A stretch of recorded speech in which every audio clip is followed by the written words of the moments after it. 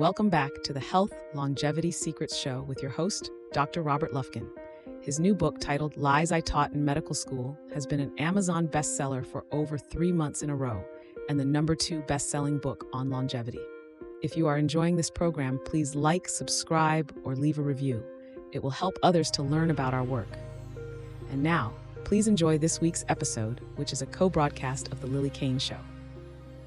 Hi, I'm Dr. Robert Lufkin. This is a co-broadcast I did with the great Lillie Kane on her amazing show that actually reached in the hundreds of thousands of views on this episode.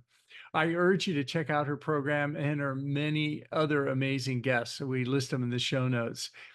In this episode, we discuss the myths surrounding a low-fat, grain-heavy diet and expose how meats and fats might not be the villains we've been led to believe they are. We offer listeners a chance to rethink their food choices and the profound impact that those choices can have on our well-being. Navigating the maze of modern nutrition, our conversation with Lili takes us deeper into the world of inflammation and its clandestine role in heart health. We break down the difference between the inflammation that heals us and the kind that silently harms us, driving home the importance of understanding what goes on beneath the surface of our skin. With clarity, we explore how sugars, seed oils, and grains can fan the flames of this chronic inflammation and why it's essential to tailor our diets to our body's unique needs. It's a chapter that could change the way you see your plate and your health. The episode wraps up with a candid dialogue on the snares of junk food addiction and the outer influences that shape our health choices. We offer up strategies for breaking free from the cycle of unhealthy eating and the sense of empowerment that accompanies these lifestyle changes. We close with a critical eye on the minefield that is food labels today, empowering you to become a much more informed consumer. Follow this journey for a deeper dive into how we can all make choices that lead to a more vibrant, disease-resistant life. I'm proud to be hosting this summit as 25 world-class anti-aging experts reveal new science and breakthroughs you can use today to reverse the aging process in every aspect of your life. The free virtual summit starts June 20th, 2024.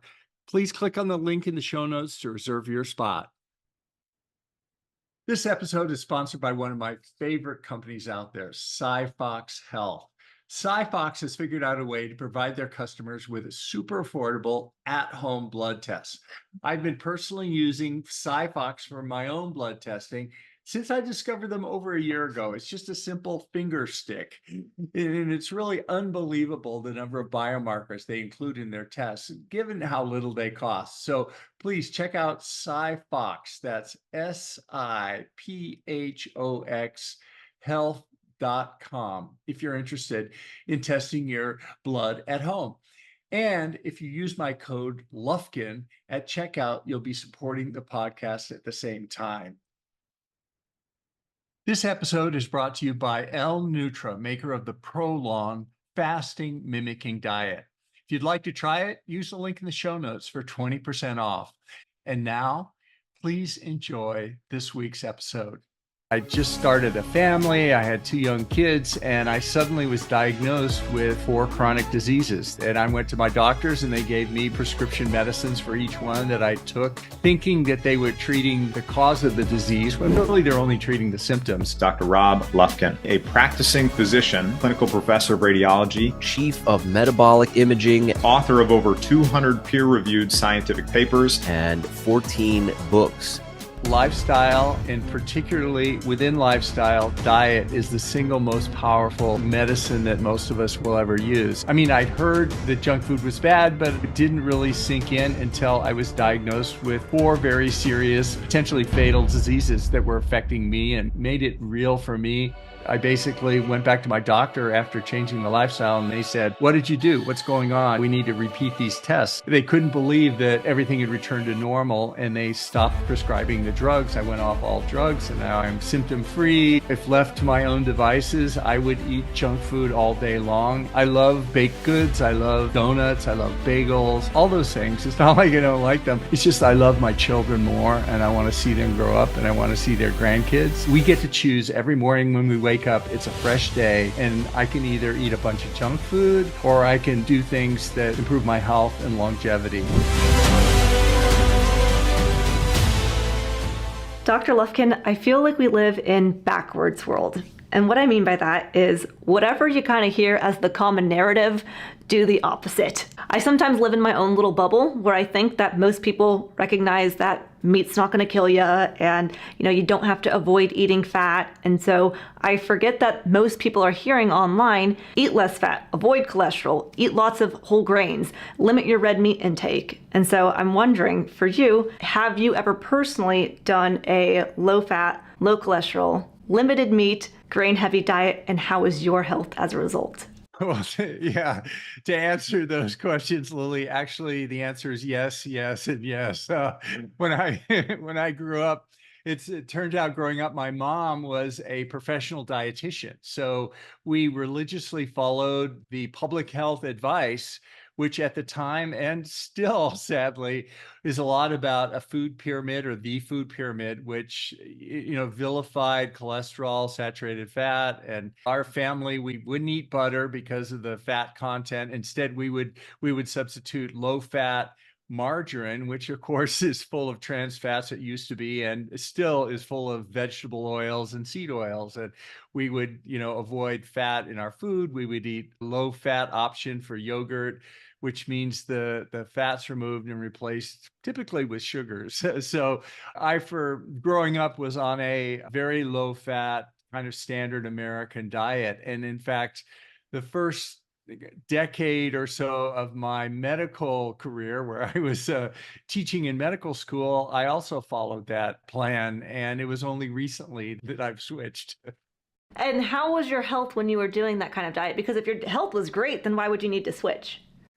Great question. As it turns out, when I was young, everything was fine. It didn't matter. I slept and exercised well. Everything went fine. In fact, until I hit about 40 or 50 in my years. And then I just started a family. I had 2 young kids, and I suddenly was diagnosed with 4 chronic diseases that at the time I thought were completely separate. And I went to my doctors and they gave me dutifully prescription medicines for each one that I took, thinking that they were treating the cause of the disease, when really they're only treating the symptoms. And that started me on the course to kind of re-examine what I was teaching in medical school at the time and what many of my colleagues believed at the time, and unfortunately still believe, about our nutritional choices and our lifestyle. What were the 4 diseases or autoimmune diseases that you had? One was arthritis. It was a type of arthritis called gout. Another one was hypertension. And half of adult Americans have hypertension, so it's very, very, very common. I also had abnormal blood lipids, sort of dyslipidemia. I had elevated triglycerides, low HDLs. And finally, I was on the course to diabetes. I was pre-diabetes. So for all of those, I was prescribed medicines, and the doctors basically told me, take the medicines. They gave me some simple lifestyle recommendations, but nothing that was really effective. Did they say, you're not doing low fat enough, you're not doing whole grains enough? Well, they said, yeah, for all of them, they said, hey, you need to watch your diet, exercise more, blah, blah, blah. For hypertension, avoid salt and lose weight. The problem was I wasn't really overweight, and you can get the diseases we're talking about without obesity, although they're frequently linked to obesity.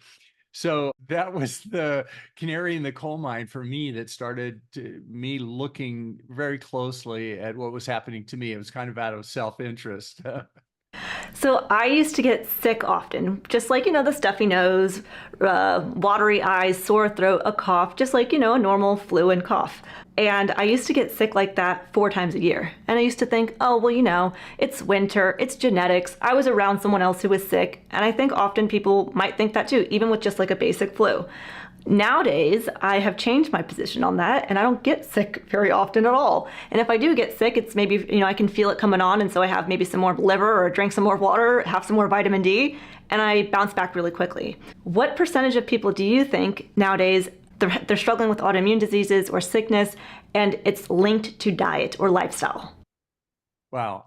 I would say that lifestyle, and particularly within lifestyle, diet is the single most powerful medicine that most of us will ever use. And I think of the people who have autoimmune diseases, at least a significant component is diet in 100% of them. There's so many things in our diet that can adversely affect our immune system and drive just generally inflammation. In fact, even if you discard what you're eating, just the very act of eating, in other words, consuming food within our stomach and then eventually in our bowels and GI tract, our body's natural reaction to that is inflammation. So one thing people can do without changing anything that they eat, if they want to lower their inflammation, is just stop eating all the time. In other words, don't eat around the clock. Because my mom, the dietitian, taught me that, you eat 3 meals a day and then you have a snack every 2 hours and then many small meals throughout the day. That's the healthy way. When actually, I've come to believe that that's actually the unhealthy way. And eating is one thing that drives inflammation. So anyone with autoimmune disease should be aware of that at least.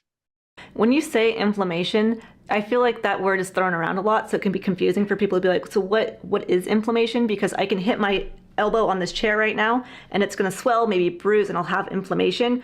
And I guess we could say that's like a bad thing, but yeah, what do you mean by inflammation? Yeah, inflammation it's really important. It's life-saving. We couldn't exist without inflammation. If I'm stuck with a thorn in my finger, for example, it will turn red around the thorn and inflammation will occur, and it's the body's reaction to things that occur in our environment or our lifestyle. But the trick is, as we've seen in other things like stress as well, that acute inflammation is good. In other words, inflammation that occurs over a short time. I get stuck with a thorn, the inflammation comes, the thorn goes away, the inflammation goes away. The really dangerous type is the type of inflammation that stays on all the time. It's called chronic inflammation, that just a low-grade inflammation that kind of burns in the background. And that is at the root of most of the major chronic diseases that determine our longevity. All have inflammation that play a major role. So acute inflammation is healthy. Chronic inflammation is unhealthy and what we want to try and avoid. So how would people know if they have chronic inflammation? There's probably a lot of things, but then what can they do to reduce that? Yeah, I mean, there are a few tests you can take that doctors can prescribe, or today, increasingly you can order these tests yourself from at-home kits that do that. I do a finger stick once a month and I get like 20 blood values and I just mail it in. But the types of things you can do to identify inflammation, there's certain tests like C-reactive protein, which is a commonly accepted marker for inflammation. Cortisol is a hormone that is elevated with stress and usually with inflammation as well, erythrocyte sedimentation rates. So there's some tests that you can do that identify inflammation, but it can be difficult to detect. It can hide in the background and drive these autoimmune diseases and these other diseases. Then we may not be aware of it because it's just sort of sitting there and increasing slowly like that with us. Inflammation is driven by our environment and our lifestyle. We have some genetic predisposition to all our conditions, but fortunately, our lifestyle can really play the biggest role in these. So what drives inflammation? First of all, number one, nutrition. So eating itself drives inflammation. That's a normal, healthy response, but you don't want to eat all the time. So just avoid between meal snacks. That's the first thing. And then the other thing is particular foods drive inflammation. So if you want to avoid inflammation, try and minimize these foods. And there are three that I try and remove from my diet. One is sugars. Everybody knows what sugar is. The second thing is something called seed oils, which are things like, they have a healthy sounding name like vegetable oil, but They have nothing to do with vegetables. They're made from industrial process seeds, and they drive inflammation. So I want to avoid those. And the last one is grains. Now, everybody knows about grains and gluten, and celiac disease. And you have to avoid grains if you have celiac disease and you don't tolerate gluten. But there's an increasing evidence in the autoimmune community and just in the wellness community that many people, maybe as high as 50% of people, have an inflammatory reaction to grains, some of the proteins. It may be gluten, it may be other proteins on the grains. And for this reason, I avoid grains. And one other factor in the US, grains are typically washed in glyphosate, which is a herbicide that many authorities feel is linked to cancer. So those are the three things I avoid as far as that for diet.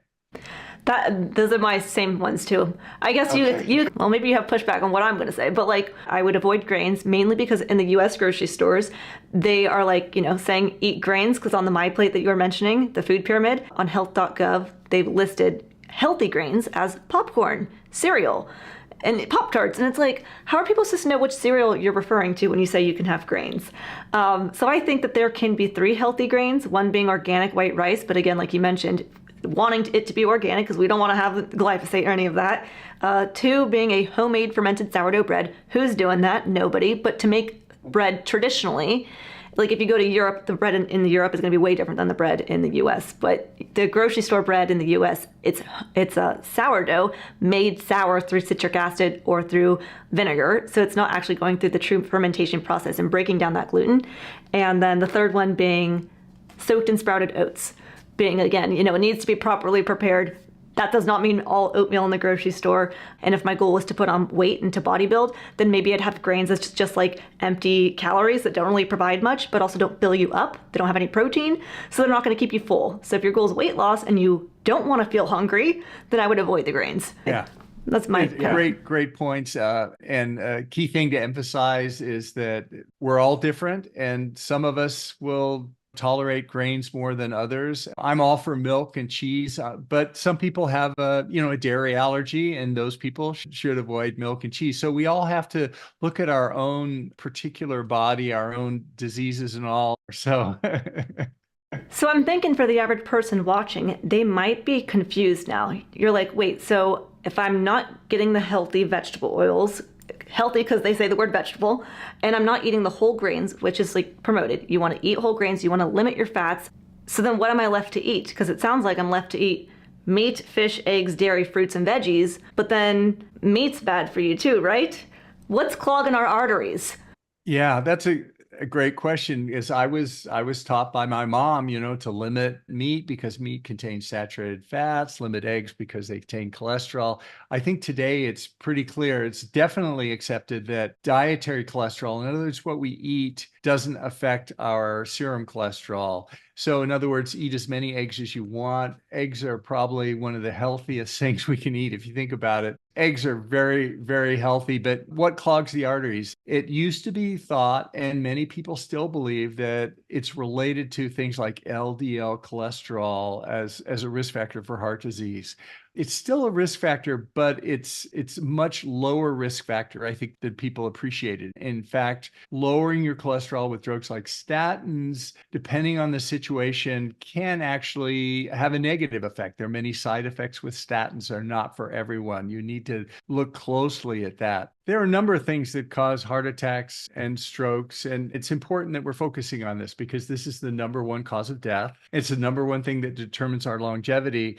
The studies, the things that link most closely with heart disease, I mean, they can be things like air pollution or smoking cigarettes or different things like that. But the biggest one is metabolic disease, diabetes or prediabetes, these metabolic symptoms, this insulin resistance. And metabolic disease is the disease that's caused by high sugar and inflammation. And seed oils, the inflammation from seed oils, all those things. And what's the biggest risk factor for heart attack? It's not your blood cholesterol level, but it's your blood triglyceride level. Saturated fats in meats, I believe, are very healthy. So I don't limit the amount of saturated fats I eat at all. In fact, I consciously substitute typically saturated fats for those seed oils that I used to eat. So I eat butter now instead of margarine. I'll eat the high fat yogurt instead of low fat yogurt if I'm going to do that. So a good question is, what's more likely to clog my arteries? A piece of steak, a piece of meat, or a donut? And in my opinion, it's the donut because of the metabolic disease, the sugar, it's the seed oils, the junk food. Junk food is what drives heart disease, in my opinion. And just one point about carnivore versus vegan. I mean, I love vegans. I love carnivore people also. They're all my friends. I used to be vegan for 10 years myself, and I've been carnivore for a while as well. So personally, I think it's possible to be healthy eating either dietary type. And it's also possible to be unhealthy. There's vegan junk food, and a lot of it that I used to eat that made me unhealthy. But there's also carnivore junk food, not as much actually, but it's available there too. So I think that the key point is not to politicize, carnivores or vegans, but just accept that we all want to be healthy and we all want to avoid the junk food formulations of whatever our choices are. And that's very hard because our world now is full of junk food, all the shopping, all the stores we go to, the 7-Elevens everywhere. Right. Well, and when you said even there's like carnivore foods that are junk foods, like not that I would say like a hot dog, if it's 100% beef hot dog is a junk food, but if someone's trying to be healthy and feel their best, if they're eating only hot dogs, they probably aren't going to feel as great because they're going to be lacking certain vitamins and minerals and nutrients that they need. And so you can be telling me, oh, Lily, I'm doing a carnivore diet and it's not working. And I'm like, well, what are you eating? Because you could be eating just chicken breast. And if you just eat chicken breast, you're not going to feel good. You can just eat bacon. And if you just eat bacon, you're going to be low in certain vitamins and minerals. So I think having a spectrum of different foods can help you hit your vitamins and minerals more. Yeah, and it even gets more nuanced than that, because I have someone who's eating a carnivore diet, but the type of meat they eat is raised on basically soybeans, corn, and it's raised the way most cattle is on foods that contain high linoleic acid or high omega-6. So basically those animals are fed vegetable oils and seed oils to fatten them up. And the compounds in those seed oils actually stay in the meat. So you can eat meat and say, hey, I'm healthy, I'm eating carnivore. But if you're only eating this type of meat that's raised that way, there may be issues as well. That's why sometimes people look for grass-fed, grass-finished, or, they look at the way the animal was raised, because those nutrients, just like they stay in our bodies, they also stay in the animal bodies as well. I recognize there's many people who say there's no difference, or it's a small difference between grass finished and grain finished. Even if it's small things compound. So if we took two twins and we told twin A, you're going to walk 5 minutes a day, and otherwise they're going to live the same exact life, eat the same exact foods. Well, over the course of years, this twin's going to be healthier because they just got 5 minutes compounded for years. So it's a small thing, but it adds up. And I recognize that grain finished meat is way more affordable for people. And I think any first step of getting rid of junk food, so if you're like, cool, I'm going to stop eating junk food, eat any kind of meat first. That would be a better option. But then if you really want to fine tune, I also agree that grass finished meat, that's the only kind of meat I eat, unless I were to go out to eat, which is very rare. Like you said, it's going to have a different nutrient profile, not only more vitamins and minerals, less of the bad kind of fats, and it's going to have more polyphenols even too. So I've seen people go to the extreme and say like grain-fed beef is like going to kill you kind of thing. And I don't know if I'd go to that extreme, but I can see how they are not the same kind of meat. Yeah, and there's a similar decision that our vegan brothers and sisters also face when they choose the vegetable. In other words, are you going to get an organic vegetable that's been raised differently than that? And the organic vegetables, sadly, are more expensive. They're smaller, and for organic vegetables, you can decide certain vegetables have a higher risk of contaminants in them. But it's a lot of different choices. I think about how people 100 years ago, they didn't even have the option for grass finished or grain fed. They didn't have the option for organic or non-organic. Everything just was. You didn't get raw milk or pasteurized. You all got raw milk. And nowadays it's so confusing and overwhelming, and people have to like look at the label and they don't know how to look at it, and then it just gets overwhelming. Forget it. I'm just going to eat junk food. Yeah, there's a great quote that I often repeat, but I don't know who said it first, but it's that if we all switch to eating only foods that were only available 150 years ago, most of us would have improved health. And what does that say about the state of our food system today? So how do you navigate that conversation with patients, or even just like with your own personal health and going into the grocery store? How do you make it realistic for people? Because again, it does add up and it does cost some money, but then also it just can be complicated. Like, wait, what do I buy? How do I buy it? Yeah, that's the key question. I must admit my thinking has changed about it. I used to think that, oh, people eat junk food and make other bad food decisions just because they don't know how harmful it is, or they don't understand the damage that they're doing to their bodies. And I think, oh, all I have to do is get on social media or talk to people about it. And once they know, they will change. But if you've been enjoying this video so far, please make sure to give it a thumbs up and subscribe for more content. And today's video is sponsored by Bond Charge's Red Light Therapy Face Mask, which yes, I look like Darth Vader with this mask on. I am your father. But we'll see who's laughing when I've got less wrinkles, okay? Some of you guys have been commenting that I look younger and that my skin's been more clear and glowy.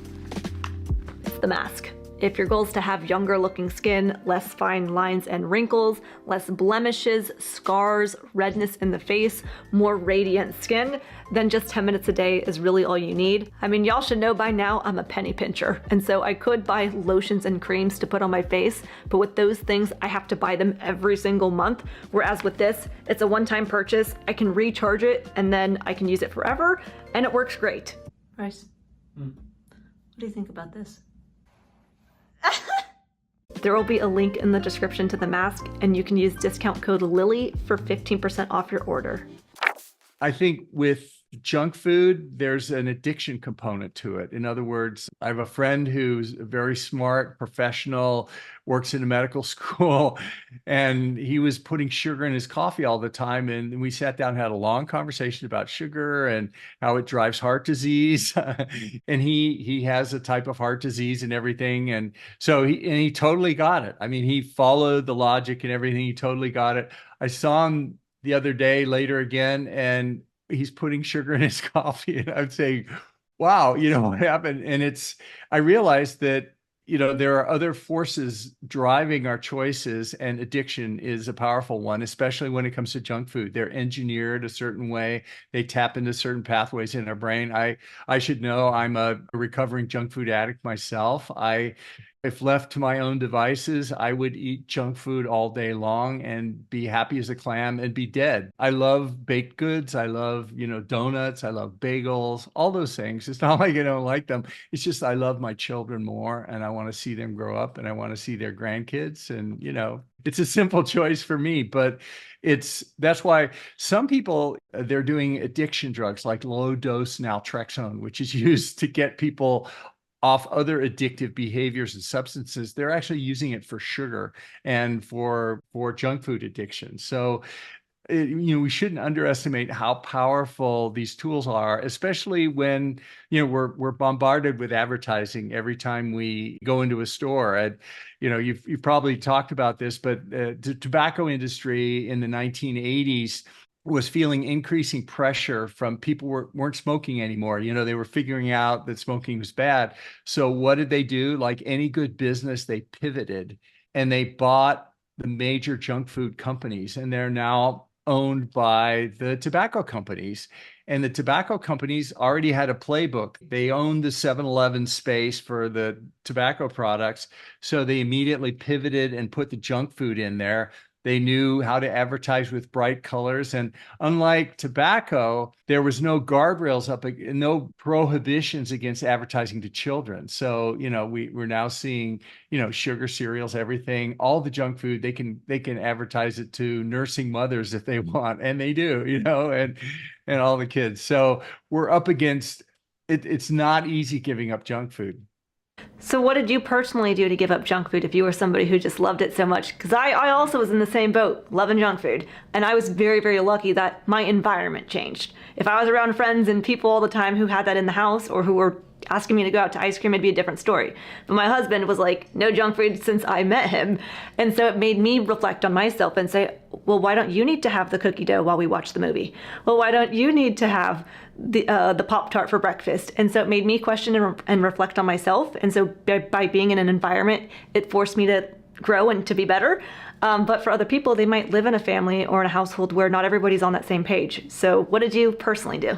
That's key. I mean, yeah, I remember sitting down after dinner with a thing of ice cream, watching a movie on TV or something, and all sorts of bad habits. I felt like, I mean, I'd heard that junk food was bad, but it didn't really sink in until I was diagnosed with 4 very serious, potentially fatal diseases that were affecting me, and made it real for me.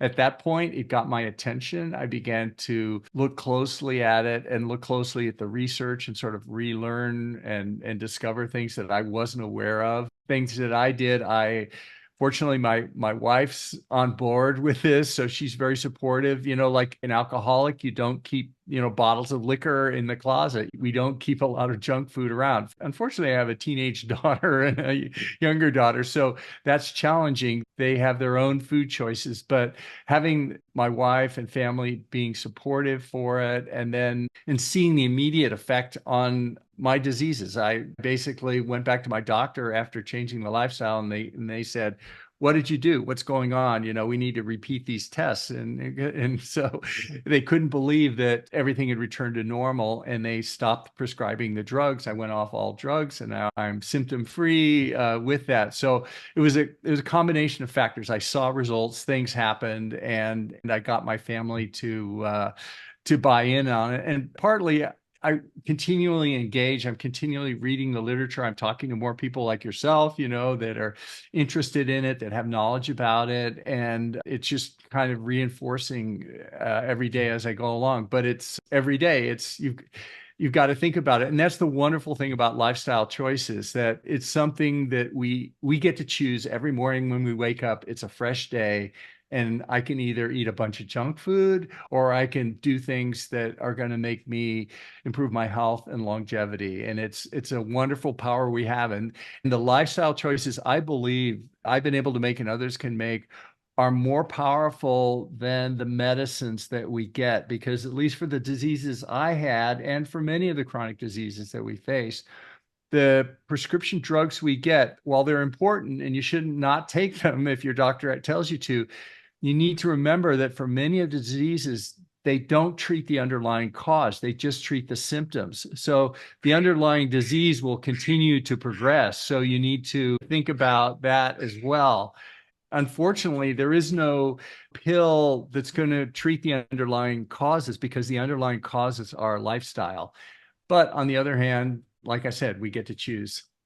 Well, one of the things that you said that I really liked was when you said that every morning we get to wake up and choose. And I think that sometimes for people, it's intimidating to think that I have to eat this way for the rest of my life. But if you just say, I just want to eat healthy today, I'm just going to wake up and do it today. Tomorrow I can go back to whatever. But then when tomorrow comes around, you wake up and say, actually, I'm going to choose to eat healthy today. And you take it in small bite-sized pieces like that, and it makes it easier on your mind. But then when you start building that habit, then you don't even think about the option of wanting to have the junk foods, because you're already like, no, I love my breakfast in the morning. I loved having eggs and bacon. I love having chicken salad or whatever the thing is that you choose. And so I think that when we try to make it so enormous in our minds, gotta eat healthy forever and never eat junk food ever again, it sounds very intimidating. And if we just break it up into small pieces and then know that the habit forms and it just becomes natural, where now when you go out to eat, I'm sure you're not even as tempted to like order dessert when that used to be part of your normal routine. Exactly. And if we go on a diet, if we consider it a diet, it's probably not going to work. I've chosen to be on a a very ketogenic diet that, follows the things that I mentioned, and I embrace it. I look forward to it. And maybe I don't eat bagels and donuts anymore, but I get to eat things like butter and avocado and meat and steaks and, things with coconut in them and fats that I didn't eat before. So it's something to celebrate, and taking that approach, it's a win-win. Perfect. For people, if they need an action step, like do this today to start getting healthier, do you have like one or two things that you think are a good first step for people if they have no idea where to start on their health journey? Yeah. Think about what you're eating. Think about when you're eating. If you can, just brush your teeth right after you have dinner. That way, I started doing that. That was my first step because I'm basically lazy. I knew if I ate something else, then I have to brush my teeth again. So it got me to stop. But yeah, try and cut out between meal snacks, and then think about what you're eating as you're eating it. If it's got a food label on it, be careful. That's a sign of junk food in many cases, the longer the ingredient list. Even if it's healthy whole grain crackers with the words heart healthy and organic, even crackers, they got that laundry list of things. Usually there's a 1 or 2 or 5 ingredients in there that I wouldn't. Yeah, companies can buy that heart healthy label from the American Heart Association for paying a fee. And that's why Fruit Loops says heart healthy on it, and different things. So that may not be trustworthy. Yeah, little tricksters. Well, it's been so nice chatting with you. Where can people follow you on social media? Sure. My website is robertlufkinmd.com, and social media is just Robert Lufkin MD. If you are enjoying this program, please hit that subscribe button, or even better, leave a review. Your support makes it possible for us to create the quality programming that we're continually striving for. Can I start? Is it recording? It's already recording. Oh, sorry. This is for general information and educational purposes only, and it's not intended to constitute or substitute for medical advice or counseling. The practice of medicine or the provision of healthcare, diagnosis, or treatment, or the creation of a physician-patient or clinical relationship. The use of this information is at their own user's risk. If you find this to be on the value, please hit that like button to subscribe to support the work that we do on this channel. And we take your suggestions and advice very seriously, so please let us know what you'd like to see on this channel. Thanks for watching, and we hope to see you next time. You should say that. That's good. That's good for you to say. You like it? You want to do it one more time, or is that good? I think that was good. Yes. All right. You need to save the recording. Very good.